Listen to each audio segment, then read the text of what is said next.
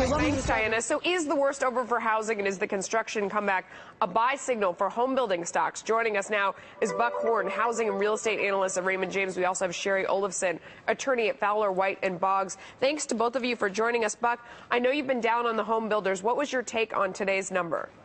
Well, today's number, it really, again, like Diana mentioned, is driven solely by multifamily. If you actually look at the single-family number, which is, again, the single-family number we look at most is the permits number, it was down 5% versus December. Unfortunately, the trends for single-family, if you look at permits, the MBA purchase index, and even builder sentiment, all those forward-looking indicators are telling us single-family, it's going to be a very tough year to sell new houses once again in 2011.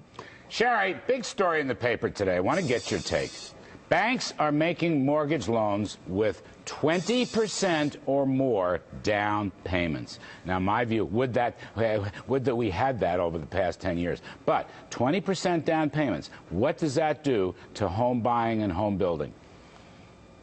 Well, obviously, it makes it more difficult for anyone to get into the market, particularly now with the high levels of unemployment and underemployment in terms of cutbacks in people's salary. Maybe one of the reasons why so many people are sort of hunkering down and looking at the home improvement sector instead.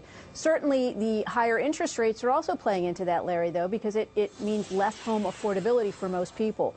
These recent numbers that we saw, though, were really no surprise. I mean, permits were up so much last month because, in part, to laws changing in some key states, and home starts were down so much last month because, in part, to weather conditions. So all of these are going to take 3 to 6 months in terms of trends for us to see anything that really matters. But the home builders are looking mostly at prices, and they're looking at inventory. And we know what's going to happen in the next year as far as those factors go because of the foreclosures and unemployment and just like you mentioned, the mortgage credit availability, not only for home buyers, but also for the builders themselves. You know, Buck, I want to get your reaction to Diana Olick's piece that you heard going into this segment. I'm curious to know where exactly consumers are getting all this money to spend on home renovations and whether or not we can really see that sustain itself. Therefore, is it worth buying Home Depot or Lowe's? Where are consumers getting the money?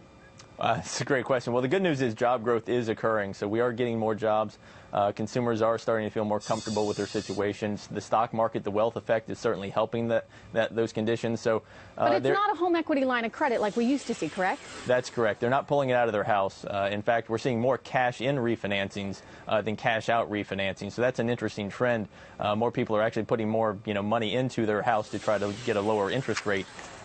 So where they're getting money is really jobs and more hours worked, and unfortunately, I don't think it's coming out of the house. All right. Well, as long as they're working, that's good news.